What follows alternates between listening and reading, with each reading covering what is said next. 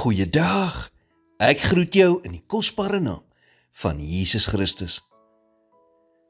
Ons wêreld vandag het 'n ernstige gebrek aan karakter. Dit lyk asof sommige mense enige iets sal doen wat nodig is om te kry wat hulle wil hê. Selfs al beteken dit dat hulle oneerlik moet wees of ander mense in die proses seermaak. Die waarheid is, baie mense is people pleasers, maar nie God pleasers nie. Hulle sal die regte ding doen wanneer iemand hulle dophou, maar hulle sal nie die regte ding doen wanneer niemand kyk nie. As Christene moet ons houding wees, ek gaan die regte ding doen, bloot omdat dit die regte ding is om te doen. Nou kom ons vat dit 'n stappie verder.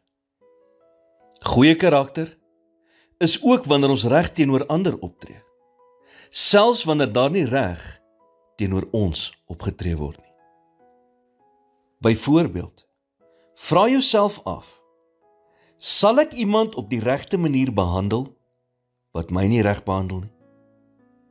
Sal ek kies om goed te wees teenoor iemand wat niks vir my terug kan doen nie? En dit kan soms moeilik wees.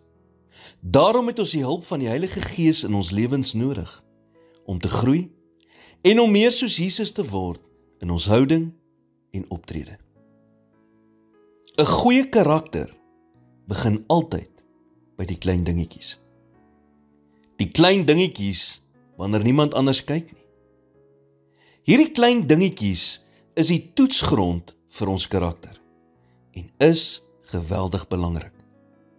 Onthou, Jesus sê in Lukas 16 vers 10, hy wat getrou is in die minste, is ook in die groote getrou. En hy wat onregverdig is in die minste, is ook in die groote onregverdig. So as jy vandag verwag dat groot dinge in jou lewe moet gebeur, begin dan dadelik om jou beste te gee in al die klein dingetjies. Want wanneer hy ons in die klein dingetjies kan vertrou, is daar geen beperking om wat hy in en deur ons lewens kan doen nie. Here, vandag kom ek voor U en ek soek U leiding en krag om 'n goddelike karakter te ontwikkel. Gee my wysheid en onderskeidingsvermoë in al my besluite en help my om 'n lewe te lei wat U behaag. In Jesus naam bid ek dit. Amen.